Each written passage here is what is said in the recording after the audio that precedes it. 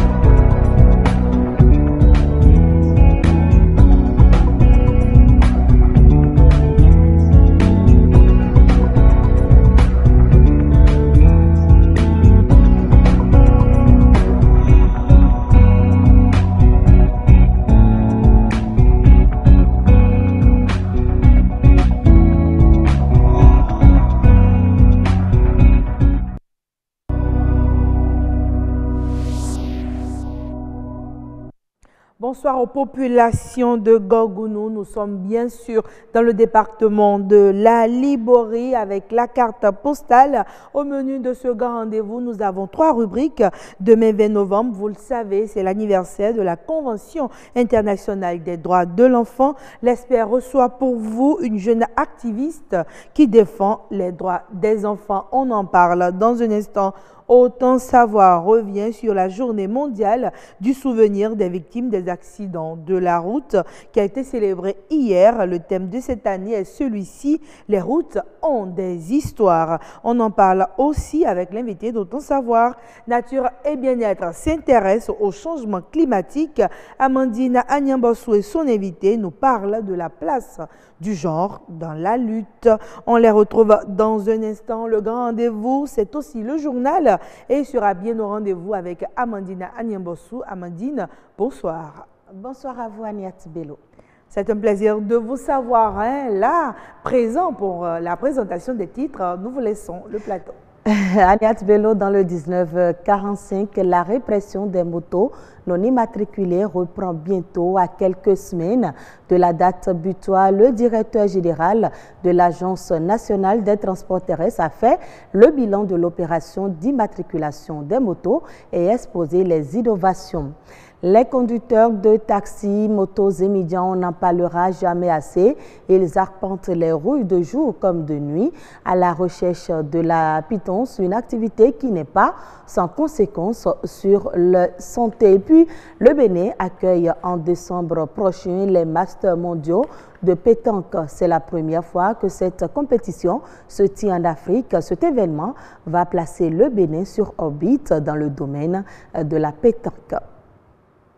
Voilà, Amandine Anyambossou, nous espérons qu'à cette compétition, nos pétanqueurs vont revenir avec le trophée. On en parle davantage avec vous à 19h45. Mesdames et messieurs, prenez donc le rendez-vous. Quant au grand rendez-vous, il se poursuit et le premier plateau s'installe à présent. Nature et bien-être.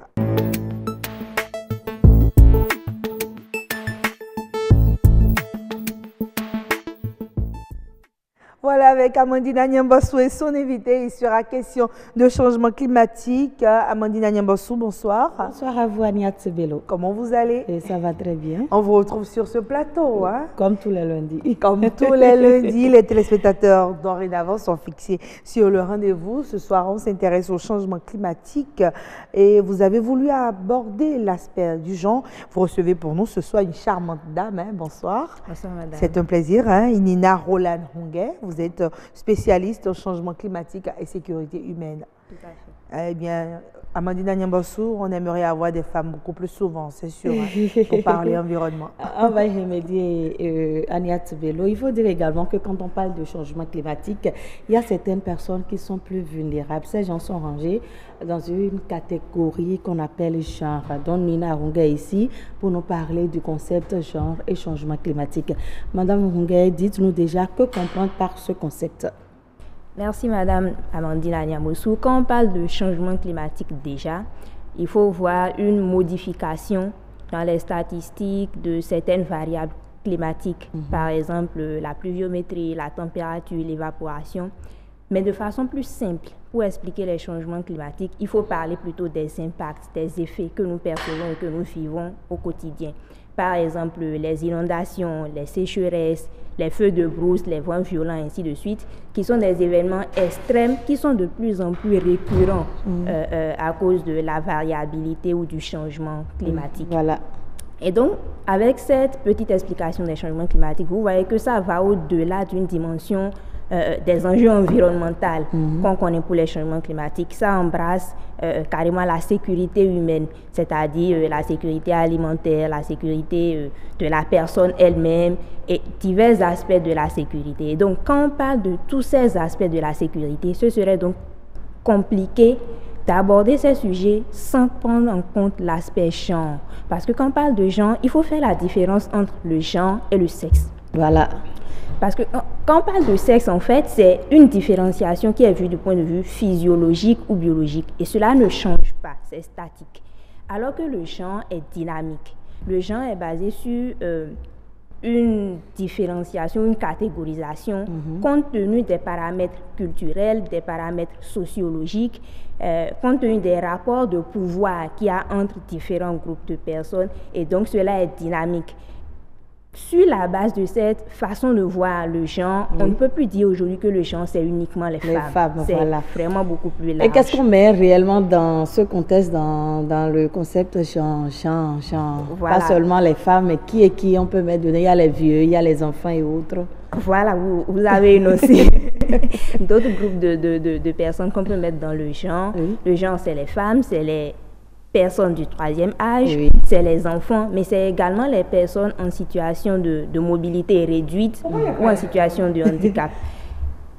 Parce qu'en fait, quand on parle de genre, là on dit tout à l'heure, c'est basé sur une certaine vulnérabilité de la personne. Les hommes ne sont pas vulnérables. Hein? Ils sont les hommes sont vulnérables. Parce que quand on parle voilà, et quand on parle des personnes du troisième âge, ça inclut les hommes du troisième âge. Tout à fait. Donc les hommes sont dedans, mais ce sont les hommes d'un certain âge. Voilà. En fait, quand on parle de genre, on ne veut pas mettre les hommes de côté. Les hommes font partie également du genre. Parce que quand il s'agit de changement climatique, quand une inondation s'abat quelque part, ça ne fait pas la différence entre les hommes et les femmes. Tout le monde.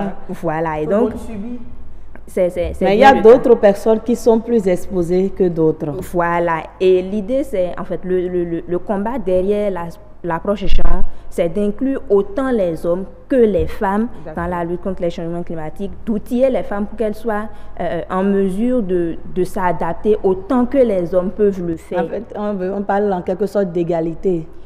D'égalité, oui, mais beaucoup plus d'équité. Voilà, parce que si on parle d'égalité, c'est comme si on veut donner aux hommes et aux femmes les mêmes types de moyens, mais on parle d'équité parce qu'on veut relever la capacité d'adaptation des femmes. Et les amener un peu au niveau des hommes. Tout à fait. On veut ramener les femmes au niveau des hommes. Donc, voilà. Là, on ne parle pas d'égalité, mais d'équité. Amandine Nyambossou, vous aimez bien ce mot, égalité. Alors, comment est-ce qu'on y va? Comment est-ce qu'on y arrive à les outiller, justement, pour que le niveau soit un peu plus élevé? Déjà, cela passe par l'éducation. Voilà. Et si on parle du genre, en fait, c'est parce que les femmes, je prends le cas des femmes dans le concept genre, c'est parce que les femmes sont des actrices vraiment déterminantes quand on parle d'éducation. Vous savez, venir à bout des changements climatiques aujourd'hui, c'est une question de changement de comportement, c'est une question de modification de nos habitudes et donc d'éducation. Et les femmes sont connues pour être des éducatrices par excellence. Et donc, elles sont... c'est vrai, vues comme des victimes quand on parle de changement climatique, mais elles sont également des actrices à ne pas mettre de côté quand on veut réussir la lutte contre les changements climatiques. Et donc, on ne peut pas parler de changement climatique aujourd'hui et ne pas faire cette part, puisqu'on l'a dit, tout le monde n'a pas le même niveau de vulnérabilité. Donc, relever le niveau de la capacité d'adaptation des femmes, ça passe par exemple par des sensibilisations. Déjà, qu'elles comprennent qu'elles sont des actrices et pas uniquement des victimes. Qu'elles comprennent qu'elles peuvent avoir un impact positif dans la lutte contre les changements climatiques. Et donc, dès qu'elles auront pris conscience de leur potentialité, elles pourront impacter à leur tour la communauté dans laquelle elles vivent. Et vous savez, quand la femme est décidée à changer une communauté, tout à fait, elle y arrive. Voilà. Parce que quand on veut justement faire passer une info, quand on passe par la femme, l'info passe plus rapidement. C'est cet aspect pato de voilà, la femme. on est plus fort dans ça. Non, pas seulement par pato, mais notre capacité à être des leaders. C'est cette capacité, en fait. À conduire l'information. Merci, c'est bien cela. C'est bien cela. Vous intervenez au niveau d'une ONG, Jeunes Volontaires pour l'Environnement. Et qu'est-ce que vous faites déjà au niveau de votre association pour amener ces femmes à ne plus être des victimes, mais plutôt des acteurs? Merci beaucoup. L'ONG JVE Bénin, Jeunes Volontaires pour l'Environnement, œuvre depuis une dizaine d'années déjà au Bénin. Et l'une de ces thématiques principales, c'est l'adaptation au changement climatique, l'autonomisation des femmes. Et actuellement, par exemple, je prends le cas d'un projet qui est mis en œuvre, dénommé le PRORAFP, le projet de renforcement et d'autonomisation des femmes fumeuses de poissons sur le littoral du Bénin. Donc, ce projet a pour objectif de réduire l'exposition des femmes à la fumée, puisque nous savons l'activité de fumage de poissons au Bénin en général se fait dans des conditions vraiment déplorables pour ces femmes, beaucoup de fumée, et surtout elles utilisent une quantité importante de bois pour faire ce travail. Donc l'objectif de ce projet, c'est-à-dire de réduire leur vulnérabilité, leur exposition à la fumée, telle que je l'ai dit, et par conséquent réduire les impacts sanitaires qu'elles subissent en pratiquant leur activité. De l'autre côté, l'idée c'est de réduire la quantité de combustible qu'elles utilisent. La coupe de bois aujourd'hui, on le sait, c'est un facteur vraiment déterminant dans les impacts du changement climatique qu'on vit aujourd'hui. Donc réduire la biomasse, le combustible qu'elles utilisent et par conséquent contribuer à l'atténuation des changements climatiques. Voilà par exemple de façon pratique quelque chose que JVE Bénin fait pour inclure à la fois l'aspect genre, mais participer à l'adaptation et à l'atténuation des changements climatiques. Et quand on parle également des femmes, il y a celles-là qui interviennent dans le domaine de l'agriculture. Elles sont également exposées. Est-ce que vous n'intervenez pas dans ce sens? Ou bien qu'est-ce qu'il faut faire pour intégrer ces femmes qui travaillent la terre à mieux s'adapter aux effets des changements climatiques? C'est important, c'est un aspect vraiment important que vous venez d'aborder, parce que quand on parle de changement climatique, c'est la dégradation des terres, et quand on parle même de terre, les femmes de façon générale ont un accès limité à la terre. Voilà. Déjà, elles ont un accès limité, et les changements climatiques maintenant viennent encore réduire la fertilité de ces sols, et donc ça les expose ou ça les rend beaucoup plus vulnérables aux impacts du changement climatique. Déjà, il faut commencer par renforcer les capacités en termes de diversification de leurs activités, qu'elles ne dépendent plus uniquement de l'agriculture aujourd'hui, et au-delà de la diversification de leurs activités, les amener vers des méthodes intelligentes d'agriculture, les amener vers l'agriculture intelligente, l'utilisation de fertilisants naturels et efficaces qui pourront les aider à augmenter leur production et en même temps à ne pas polluer le sol sur lequel elles travaillent, c'est-à-dire réduire la dégradation de ces sols-là. Et je me rappelle de cette initiative-là où les femmes ont été dotées de foyers améliorés pour la cuisson qui utilisent peu de combustible et qui leur permettent en même temps de charger leur téléphone portable. Et donc, cela contribue à la production d'une énergie renouvelable, c'est-à-dire participer à l'atténuation au changement climatique. Donc voilà, par exemple, des idées, des propositions qui peuvent être mises en œuvre, mais surtout, c'est important que dans les politiques qui sont mises en œuvre dans nos pays ou dans notre pays, le Bénin, que les femmes soient vraiment prises en compte, qu'on ne les prenne pas en compte uniquement pour gonfler le nombre des femmes qui sont leaders, mais qu'on leur donne vraiment une place qui leur permette d'agir, de participer aux négociations sur le climat, et comme ça, elles pourront mieux défendre les femmes. Est-ce que ce n'est pas nous-mêmes les femmes, quand on dit il y a atelier, on dit bon, je veux participer, mais une fois là-bas, on ne participe pas réellement.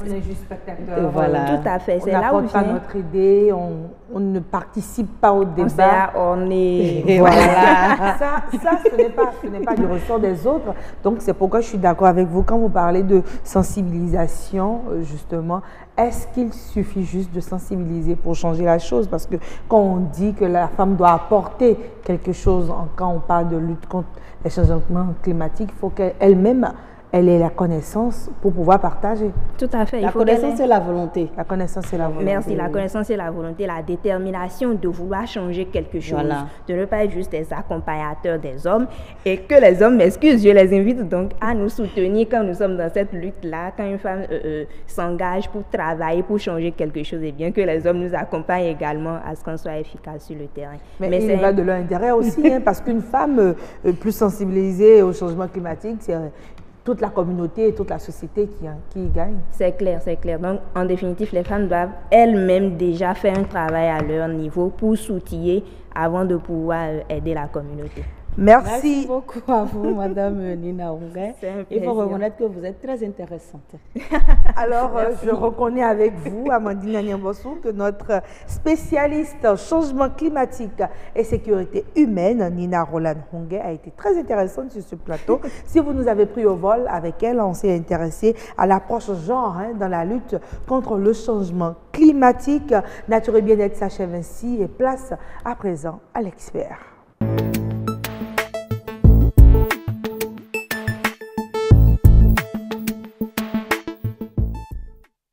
Voilà, 20 novembre 2018, avait 9 ans déjà que la Convention relative aux droits de l'enfant a été adoptée par l'Assemblée générale des Nations unies. Et pourtant, certains enfants sont toujours lésés dans leurs droits. On en parle avec notre invitée, Chanceline Mevawanou. Bonsoir. Bonsoir. Alors, vous êtes jeune activiste béninoise contre les mariages forcés, les violences faites aux femmes, faites aux enfants plutôt, et les grossesses précoces. Oui. Alors, déjà, vous êtes très jeune. Comment en êtes-vous arrivé à ce combat?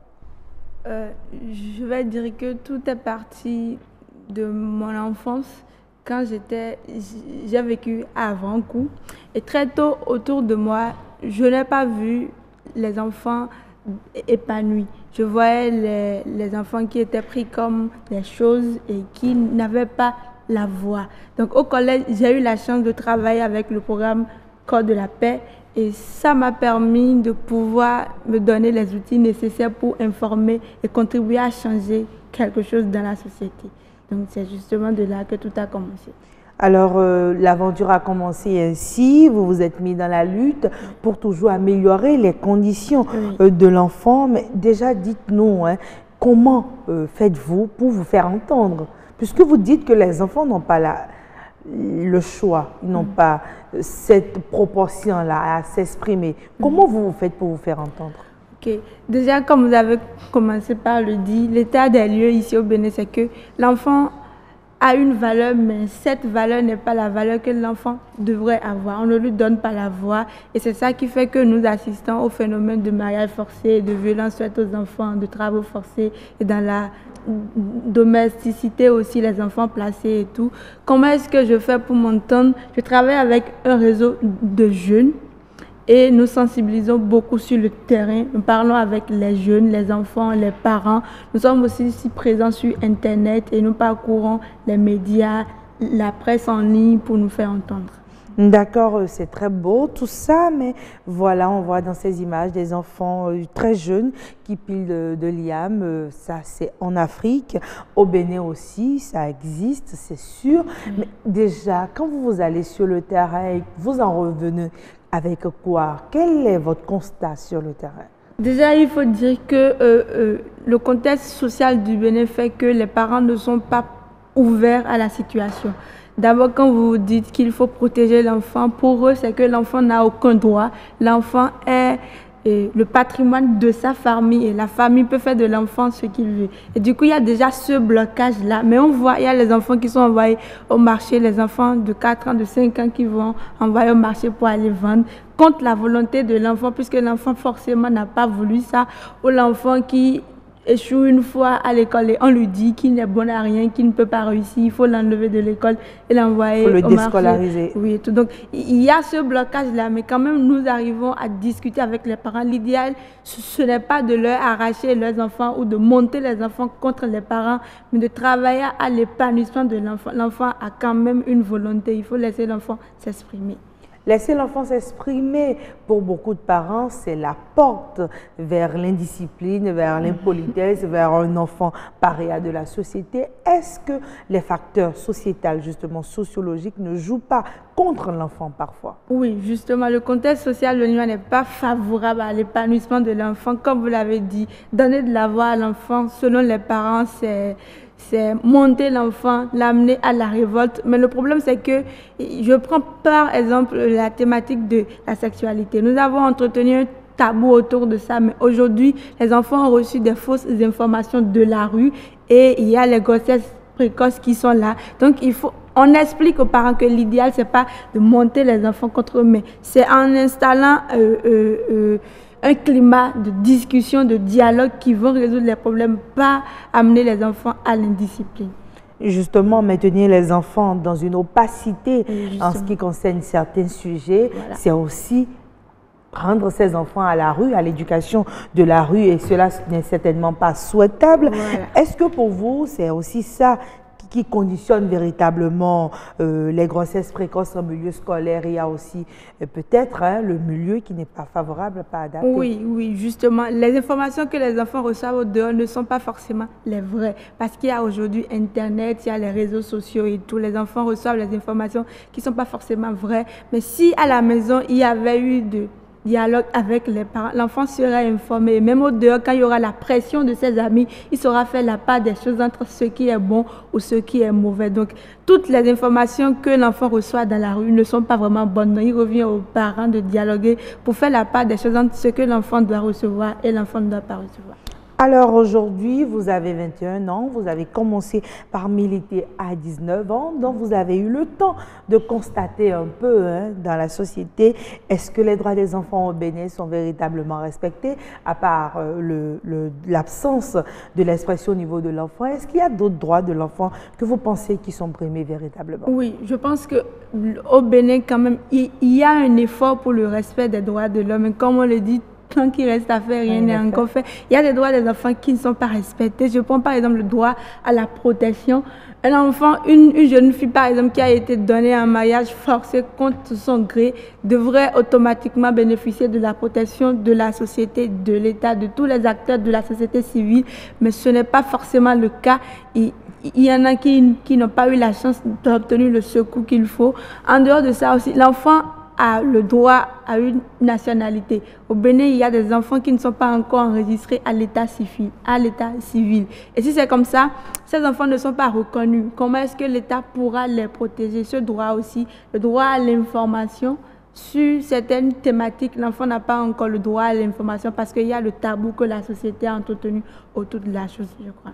Et pour vous, tous ces droits, véritablement, est-ce que c'est des droits qui sont obligatoires, obligés, c'est-à-dire l'enfant en a besoin, il faut qu'on puisse lui accorder ce droit? Pour moi, ce sont des droits fondamentaux à l'épanouissement de l'enfant. Il y a les droits en général, mais il y a les droits qui sont réellement fondamentaux pour l'épanouissement de l'enfant. Et sur ces droits-là, c'est vraiment important selon moi pour que l'enfant puisse réussir dans la société.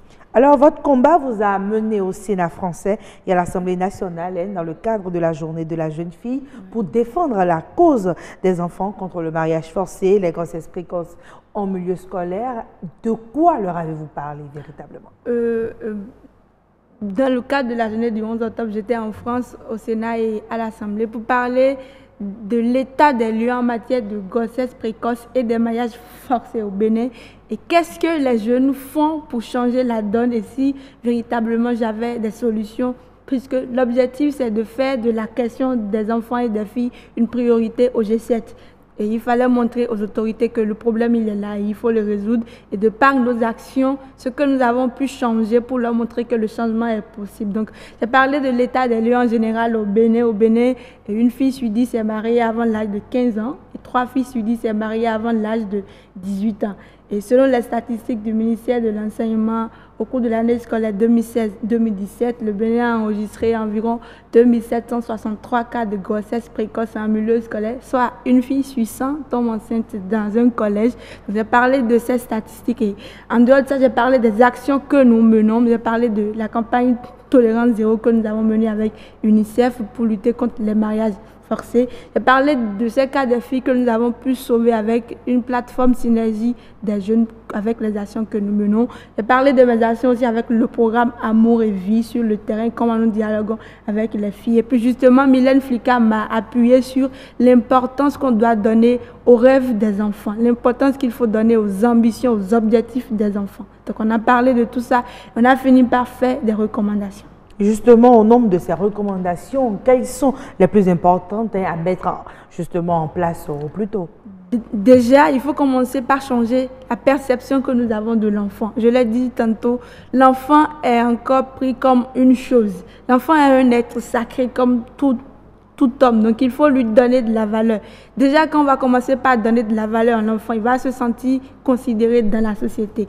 Et il faut que l'État fasse tout pour assurer à chaque enfant l'éducation, c'est primordial. C'est l'éducation qui apporte ce que j'appelle la lumière dans la vie d'un homme. Donc il faut que l'État fasse l'effort. Chaque enfant qui naît doit avoir accès à l'éducation et de la protection. C'est vraiment essentiel. Donc, nous avons insisté sur ces recommandations-là.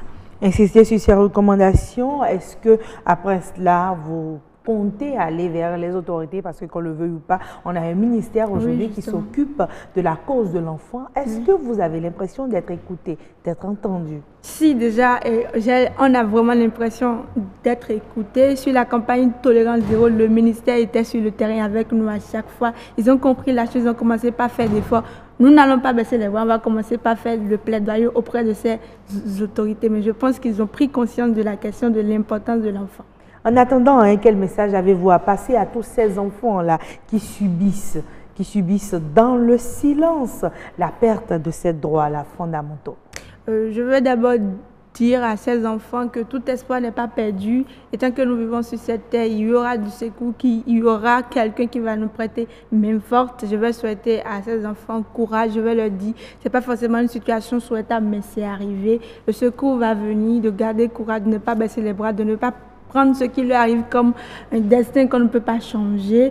Et on va toujours continuer par œuvrer, par mener des actions pour prêter main forte et contribuer à l'épanouissement de ces enfants. Alors, 29 ans déjà que la Convention relative aux droits de l'enfant a été votée et pourtant, les droits des enfants sont encore bafoués. Est-ce que pour vous, il faudrait qu'on puisse s'asseoir, discuter et revenir peut-être à une autre façon d'améliorer les conditions de ces enfants-là? Oui, je pense qu'il faut s'asseoir et réfléchir surtout à comment nous mettons en œuvre ces droits, à comment nous expliquons aux populations l'importance de respecter ces droits. Les droits sont là, les règles sont là, mais c'est comment arriver à les mettre en œuvre qui constitue aujourd'hui le réel problème avec l'évolution de la société, les mentalités. C'est comment leur expliquer le bien fondé de la chose, justement. Comment leur expliquer le bien fondé de la chose? Ça passe aussi par une sensibilisation dans toutes les langues parce que cela touche toutes les contrées. Est-ce que vous, en tant que jeune association, jeune activiste, vous disposez véritablement des moyens de pouvoir parcourir toutes les contrées et porter le message? Justement, nous sommes limités. C'est pour ça que dans le cadre de la journée de l'enfant, UNICEF a sorti une formule Go Blue, en bleu pour tous les enfants. Ça veut dire que toute personne qui se sent concernée, engagée pour la cause des enfants, doit se mettre en bleu demain pour dire je suis engagé, l'enfant est important. Mais justement, la question d'atteindre les cibles est importante dans les langues nationales. Mais on a commencé par expérimenter une approche, voilà, c'est de créer les messages en langue nationale et d'aller vers les cibles, leur présenter sous forme de théâtre, de chansons, de poésie, histoire de les intéresser et faire d'eux des acteurs du changement eux-mêmes. Alors, faire des enfants les acteurs des changements eux-mêmes, c'est dorénavant la politique qui a été retenue pour la lutte justement pour les droits des enfants. Merci à vous, Chanceline Mevoano. Vous êtes activiste pour les droits des enfants. C'était un plaisir de vous avoir sur ce plateau. Le plateau SPR s'achève ainsi.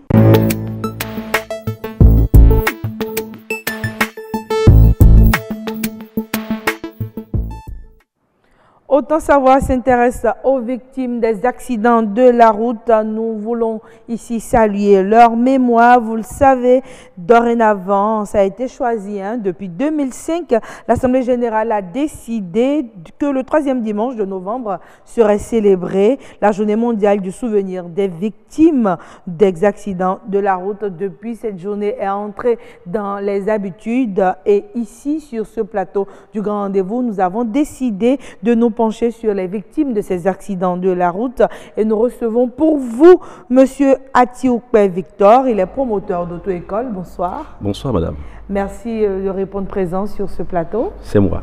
Alors déjà, dites-nous en tant que promoteur d'auto-école, pour vous, les victimes des accidents de la route, c'est qui véritablement? Merci madame. Bonsoir à tous les téléspectateurs. Et en ce qui concerne les victimes d'accidents de circulation, il faut dire que c'est tout le monde. Tout le monde est concerné par le problème d'accident de circulation. Ça peut arriver à tout le monde étant donné que nous sommes tous usagers de la route.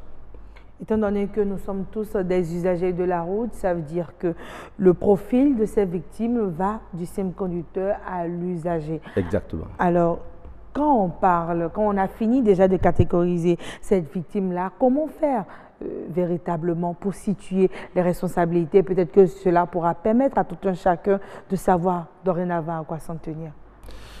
Merci. Il faut dire que l'accident de circulation ne vient pas par hasard. C'est dû à 3 facteurs essentiels: l'homme, le véhicule et la route. Lorsque vous vous mettez sur la route qui est en mauvais état peut être à l'origine d'accidents de circulation. De même que le véhicule qui comporte quelques petites pannes qu'on n'a pas su à l'avance, peut être à l'origine d'accidents de circulation.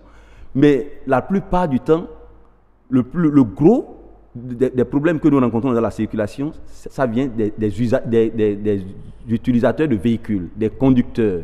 C'est eux qui, dans la manipulation de l'engin, sont à l'origine des accidents de circulation, par leur mauvais comportement, par le manque de sérieux, par la non-connaissance du code de la route. Tous ces aspects-là conduisent généralement aux accidents de circulation.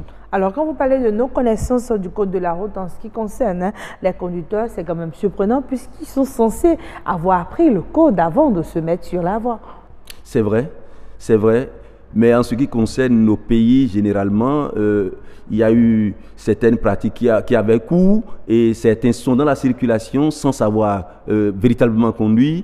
Et il y a certains qui savent conduire mais ne connaissent pas du tout le code de la route. Ils savent conduire mais ils se sont arrangés pour avoir le document. Aujourd'hui, c'est vrai que les données ont changé avec le gouvernement de la rupture. Les données ont changé, mais ça va prendre du temps avant que les gens ça ne prenne. Parce que ceux qui avaient déjà le permis dans ces conditions sont toujours dans la circulation et seront toujours en train de créer des dégâts. Il faut qu'on puisse reprendre ces gens à travers des sensibilisations, à travers des formations, pour qu'on les forme davantage, pour attirer leur attention sur le danger qu'ils comportent pour les uns et les autres dans la circulation. Alors, quand vous parlez de formation, est-ce que c'est seulement ces personnes-là qui sont concernées ou quand vous avez votre permis de conduire, plus besoin de recyclage, plus besoin d'aucune autre forme d'information? Or, nous avons des infrastructures qui vont s'améliorant. Peut-être qu'avant, on n'était pas habitué aux grandes autoroutes. Aujourd'hui, nous en avons sur tout le territoire. Donc, est-ce qu'il ne faudrait pas de temps en temps songer à des recyclages? Et ça, c'est tout à fait normal. Il faut penser au recyclage. Mais combien sont ceux-là qui ont conscience de ce qu'il faut aller faire les recyclages? Pour eux, l'obtention du permis de conduire, c'est que c'est terminé. Une fois le permis de conduire obtenu, c'est terminé. Ils sont dans la circulation. Or, il faut continuer à se recycler, à subir des recyclages, des séances de sensibilisation pour essayer de comprendre que à travers son comportement, on peut sauver des vies dans la circulation ou essayer de sauver sa vie à soi dans la circulation. Vivement maintenant, hein, vous-même en tant que promoteur d'auto-école, est-ce que vous ne vous sentez pas interpellé par ces chiffres-là chaque année? On parle des victimes des accidents de la route. Est-ce que vous-même, vous ne vous sentez pas interpellé par cela? Évidemment, nous sommes sérieusement interpellés parce que, vous savez, dans la circulation, nous sommes les formateurs. Et lorsque vous voyez que un de ceux-là que vous avez formés est responsable du départ de cette terre-là vers l'au-delà, hein, de quelqu'un d'autre, c'est dérangeant. C'est dérangeant, on se dit, mais comment en sommes-nous arrivés là? Mais lui-même qui l'a causé, peut-être que c'est de façon inconsciente, il sera traumatisé toute sa vie. Celui qui est parti, c'est une perte pour ses parents, pour la nation, pour tout le monde. Donc, ce n'est pas forcément de façon volontaire que l'accident arrive.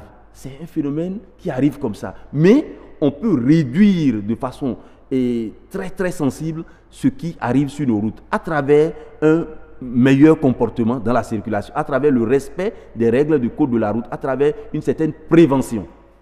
D'accord, alors là, on a un peu parlé des conducteurs, en tout cas des véhicules et tout, mais sur la voie, il n'y a pas que, il y a les engins à 2 roues, il y a les engins à 3 roues, il y a les piétons et tout ça, donc grosso modo, hein, tout le monde est impliqué quand on parle des accidents de la route. Ah oui, quand on parle des accidents de circulation, tous ceux qui utilisent la route, tous les usagers, le piéton, un véhicule peut quitter la chaussée pour aller ramasser tout sur son passage, sur le trottoir et même au-delà du trottoir, rentrer dans une maison. Ça se passe. La dernière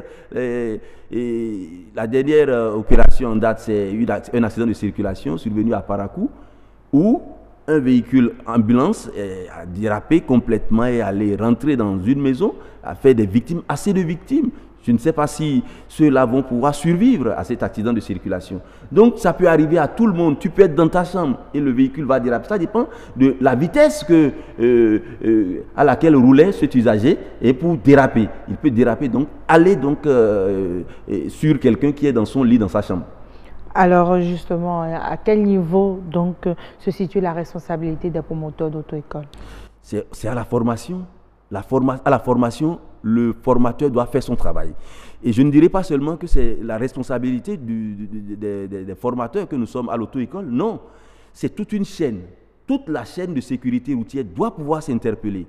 Nous avons, au niveau des auto-écoles, nous avons notre responsabilité, faire le travail comme cela se doit, former l'individu, le présenter à l'examen. À l'examen, la responsabilité de l'ANAT, de l'Agence nationale des transports terrestres, est engagée sur les examinateurs qui doivent évaluer pour dire oui, tu mérites le permis de conduire. Et la responsabilité du CNSR, à travers des sensibilisations, est engagée. Les policiers qui sont également sur la route pour réguler la circulation et observer les comportements à risque et interpeller. Ceux-là également sont interpellés. Les parents à la maison sont également interpellés parce qu'ils doivent pouvoir dire non, tu n'as pas le permis de conduire, tu ne peux pas conduire. Ou bien va à l'auto-école, fais d'abord la formation correctement. Avant. Donc tout le monde est interpellé. La responsabilité de l'État également. L'État également a sa responsabilité. Quand je parle de l'État, je ne veux plus parler du CNSR, de l'ANAT.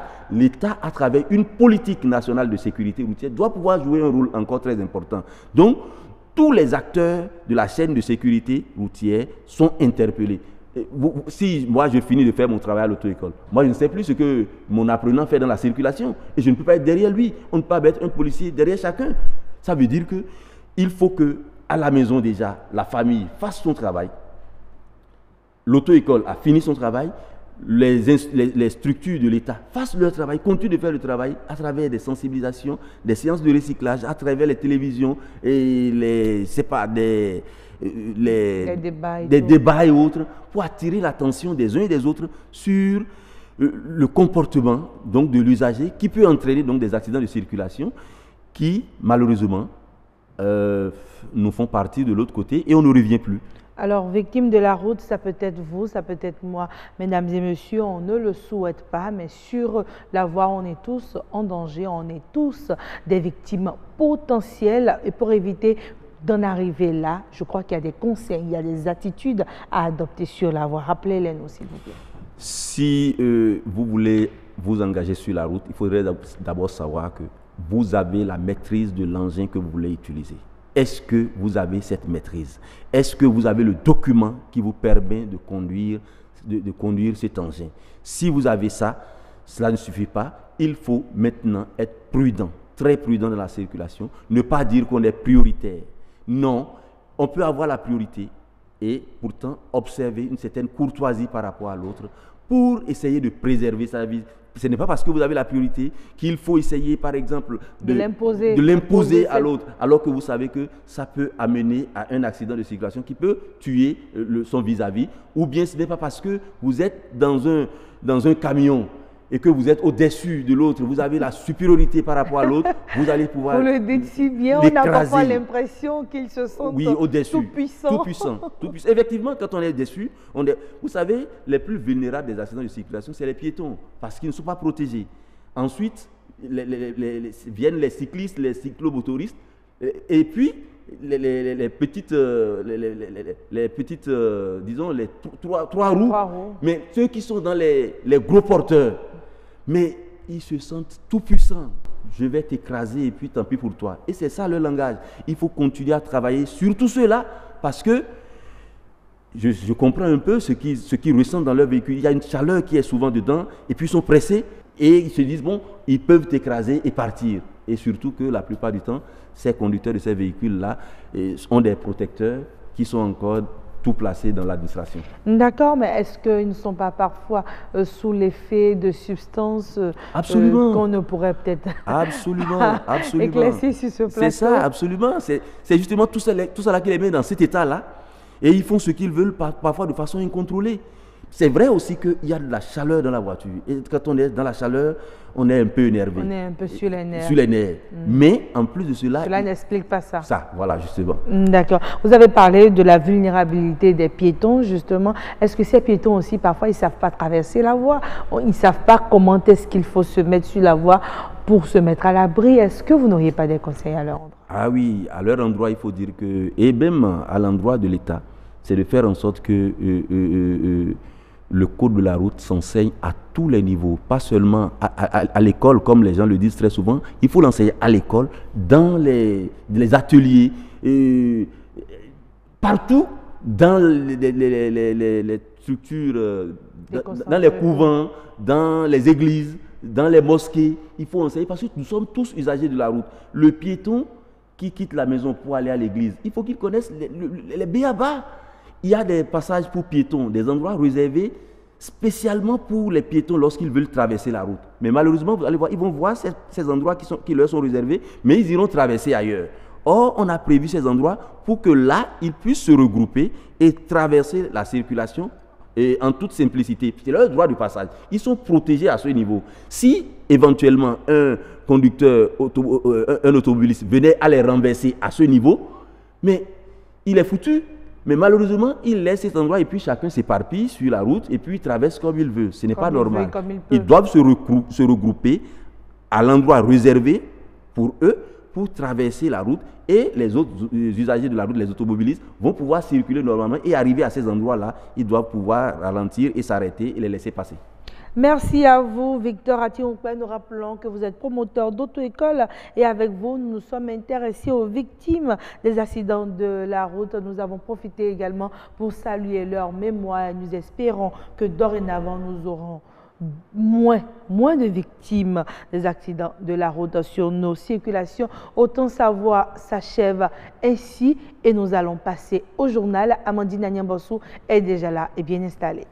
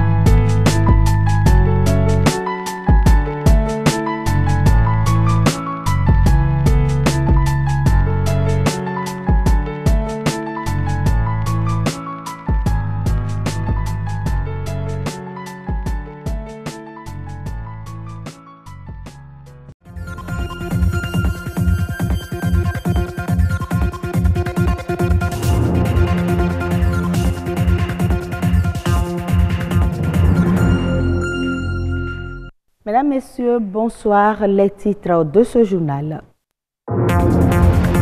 Bientôt, la répression contre les engins à 2 roues non en règle vis-à-vis de l'immatriculation des mesures sont prises afin de faciliter la tâche aux usagers. Ils font partie intégrante de la circulation de jour comme de nuit. Les conducteurs de taxis motos et médias arpentent les rues sans relâche, mais ce n'est pas sans conséquence sur leur santé. Le Bénin accueille dans quelques semaines les Masters mondiaux de pétanque. L'événement va rassembler les meilleurs du sport ball du monde entier.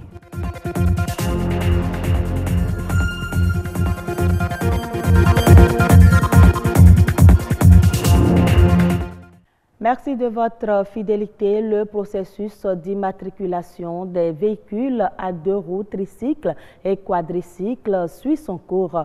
Le moratoire de 3 mois accordé aux motocyclistes non en règle prend fin le 30 novembre 2018. À 2 semaines, le directeur général de l'Agence nationale des transports terrestres a fait le point des véhicules à 2, 3 et 4 roues immatriculés à ce jour et les mesures prises pour faciliter la tâche aux populations. Alexis Kenom, Marianne Bossemini.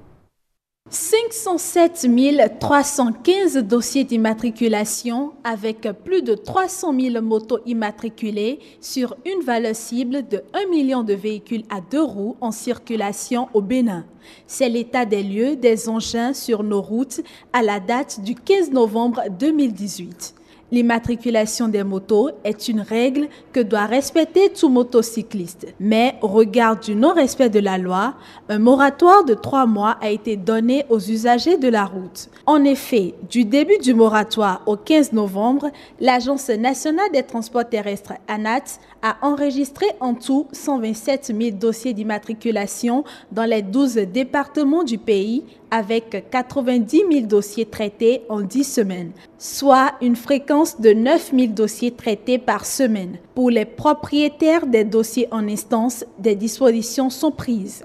Pour cette fois-ci, on fera la part des choses entre ceux qui ont rempli les formalités et dont l'immatriculation proprement dite a été faite et ceux qui ont rempli les formalités et qui ont à leur possession des fiches de dépôt authentiques. Il y a des éléments que nous avons donnés quand même à la police républicaine via le ministère de l'Intérieur pour qu'ils puissent identifier les vrais, du faux.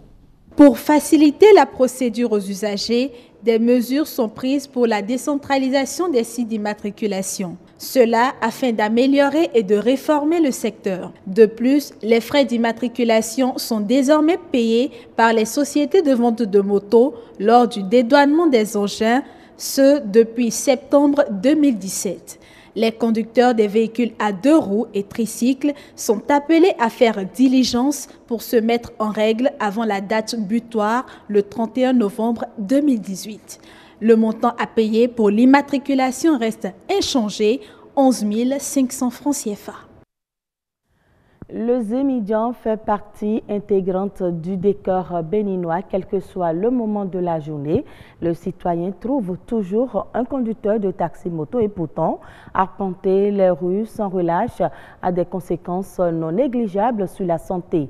Mal de dos, maux de tête, douleurs aux épaules, cobartus, ce sont là quelques-unes des pathologies auxquelles ils sont exposés. Certains font même recours à l'automédication pour mieux se sentir. Comment vivent et se soignent les Zémidjans? Élément de réponse dans ce reportage de Charlotte Bouvier et Louis Koudogbo. Le Zémidjan, travail pénible mais ô combien indispensable. Peu de Béninois sont véhiculés et préfèrent ces services. De jour comme de nuit, il y a toujours un chauffeur disponible. Pourtant, le travail des ZEM est peu considéré. Il présente de réels risques pour la santé du conducteur. Fatigue, courbatures, douleurs. Il ne compte ni ses clients, ni ses kilomètres pour un salaire souvent médiocre. Je commence le ZEM à 6 h du matin. Et à 5 h du matin. On finissait à 22 h aller à la maison. Tu peux terminer à 18 h. Si tu es trop fatigué, même à 18 h, tu rentres déjà chez toi. Bien que tu trouves de l'argent ou pas, tu rentres chez toi. On ne peut pas compter le nombre de clients exact parce qu'on se fixe parfois des objectifs.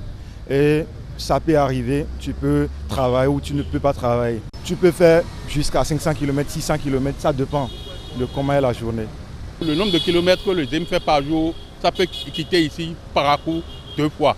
Auparavant, il y avait de l'argent, on gagnait parfaitement, mais actuellement, là où nous sommes, en ZEM, il n'y a plus rien, donc tout est bloqué. Pour parvenir à se tirer du lit chaque matin, certains conducteurs choisissent l'automédication. On a mal partout, on a mal, les articulations partout, surtout quand on prend par les pavés, les routes dégradées, tout ça là, donc à la fin de la journée, on se sent complètement fatigué. On prend des médicaments. Moi, parfois, je vais à la pharmacie prendre de l'ibuprofène, l'amoxy, juste pour calmer les douleurs du corps. Le ZEM, ce n'est pas donné à n'importe qui de faire le ZEM, parce que c'est un travail qui tue à petits coups. Les médecins confirment ces risques sanitaires. Accidents, position, mais aussi inhalation des gaz toxiques nuisent gravement à leur santé. Mais l'automédication présente, elle aussi, un danger. C'est un mode de transport qui comporte d'énormes risques. Les accidents de circulation qui sont d'abord liés aux conducteurs de véhicules eux-mêmes, qui sont les causes et les premières victimes de ces accidents de circulation. L'autre manche de la problématique, c'est d'abord les risques chroniques. En fait, c'est des troubles musculo-squelettiques liés aux postures inappropriées, ces postures aggravées par les secousses incessantes liées à l'état de la voie. Et l'autre risque, ce sont les affections des voies respiratoires, notamment les rhinites, les bronchites, les bronchopneumopathies chroniques obstructives. Et l'ensemble de ces risques chroniques vont amener le conducteur de taxi-moto à se livrer à l'automédication. Et surtout avec les médicaments de la rue. Et ce qui va aggraver leur état de santé. Indispensable au quotidien, le Zemidjan mérite plus de considération. Il rend service, mais à ses risques et périls. Pour une première fois, les Masters mondiaux de pétanque vont se tenir en Afrique et précisément au Bénin. Une compétition dont l'organisation a été obtenue grâce au dynamisme et à la détermination de la Confédération africaine des sports boules en prélude à l'événement qui démarre en décembre prochain. Les organisateurs ont tenu une conférence de presse à Cotonou. Les précisions avec Gloria Oni. Le Bénin est retenu pour abriter les Masters 1000 de pétanque 2018. C'est une première au Bénin. C'est une compétition qui va regrouper les meilleurs des sports boules venus de plusieurs pays du monde. Cette compétition de prestige qui réunit la pétanque et la lyonnaise va se dérouler sous l'appellation Open Pétanque Bénin. Nous allons nous y attacher, nous aussi. Nous mettrons notre petit grain de sel pour que ce projet initié par le président Idrissou Ibrahim devienne une réalité qui en fait honore tout le Bénin et aura des retombées positives sur le développement. Le choix du Bénin pour abriter ces Masters 1000 de pétanque est le fruit des critères auxquels répond le Bénin, dont le dossier était imbattable. Et au-delà, les écureuils de la pétanque s'apprêtent pour remporter le titre. La conférence de presse que vient d'animer le président de la Confédération vient nous situer par rapport au délai. Déjà que nous avons déjà pris les dispositions pour mettre en place tout ce qu'il faut pour que le Master ait lieu.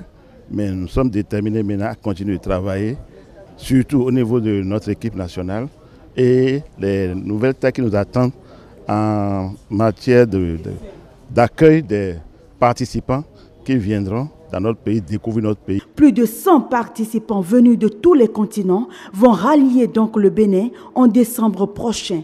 Un événement qui place le Bénin sur orbite et qui va booster l'économie locale et par ricochet celle nationale. Hors du Bénin en Tanzanie, le plan de rachat de la noix de cajou proposé par l'exécutif inquiète les transformateurs. Le segment de la transformation de la noix de cajou s'inquiète de l'impact de la mise en œuvre par l'exécutif de son projet de rachat de près de 220 000 tonnes de la matière première chez les producteurs. Cette décision est la conséquence de l'incapacité des acheteurs privés à se procurer la noix au prix fixé par l'exécutif, ce qui pourrait conduire à un sous-approvisionnement des usines de transformation du côté de l'Inde et du Vietnam. Selon le gouvernement tanzanien, l'achat de la noix de cajou chez les producteurs se fera grâce à l'appui des forces armées à un prix supérieur ou égal au barème fixé de 3 000 shillings par kilogramme. La noix de cajou est l'un des produits phares d'exportation de la Tanzanie, avec environ 150 000 tonnes expédiées annuellement, principalement sous forme brute. La culture est pratiquée par près de 300 000 producteurs dans les zones côtières. Le Kenya ambitionne de produire 100% de son énergie grâce aux énergies renouvelables d'ici à 2020. Cette information a été donnée par son président qui a fait remarquer que la part du renouvelable dans le mix énergétique national est actuellement de 70%. Et pour atteindre ce niveau, il a fallu des investissements massifs dans le secteur, ce qui a conduit entre autres à un triplement du taux d'électrification nationale qui est passé à 60%. Ces efforts doivent se poursuivre pour minimiser les effets du réchauffement climatique dans le pays, car c'est désormais avéré et scientifiquement prouvé que le continent paie le plus lourd tribut au réchauffement climatique. Le président kenyan Uhuru Kenyatta a également sollicité l'accompagnement du Fonds vert pour le climat et appelé l'ensemble des autres pays du continent à commencer la transition. Ainsi se referme ce journal. Très bonne suite de nos programmes. Merci à vous, Amandine Agnambassou. Nous allons nous rendre à présent sur l'actuel pour la revue de l'actualité web.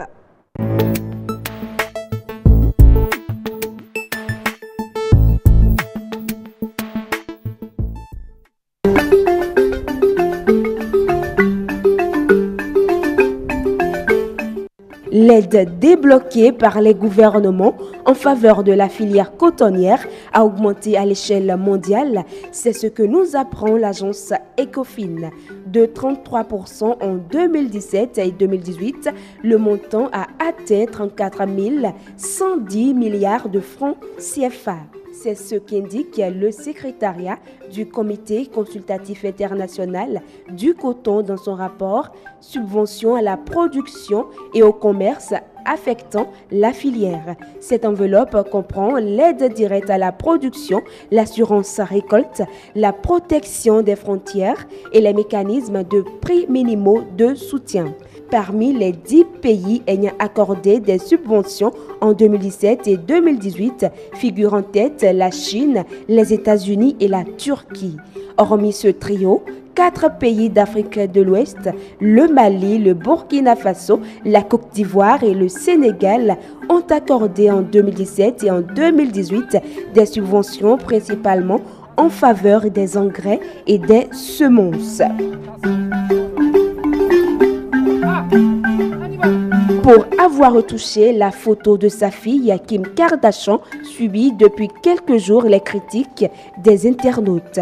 La star du net aurait aminci sa fille avec Photoshop et publié la photo sur son compte Instagram. Suivi par plus de 118 millions d'abonnés, dont la majorité désapprouvent cet acte. Suite à la polémique, le tabloïd britannique The Sun s'est procuré l'image originale. Il révèle donc que l'enfant y apparaît effectivement avec un peu plus de ventre. Pour calmer les ardeurs, la star de télé-réalité s'est exprimée sur son site internet en niant avoir eu recours à Photoshop. Je subis apparemment une polémique avec Photoshop. J'ai simplement reposté sur Instagram la photo qu'une fan avait déjà publiée. Je n'ai fait que rajouter un filtre dessus. Toujours People pour parler de la mort du mannequin Kim Porter. Âgée de 47 ans, la défunte est l'ancienne compagne du chanteur américain P. Diddy. Il aurait eu 3 enfants avant leur divorce en 2007. Le chanteur serait dévasté depuis cette nouvelle. Selon Beneweb TV, Kim Porter a été retrouvée morte à son domicile de San Fernando Valley le jeudi 15 novembre 2018. Elle venait de faire un voyage en Afrique et les enquêteurs se demandent si elle ne serait pas tombée malade. C'est tout pour l'actualité sur le web. À demain pour d'autres informations.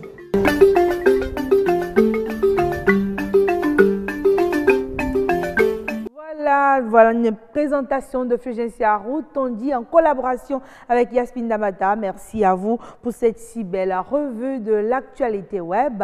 On amortit lentement la descente avec la météo.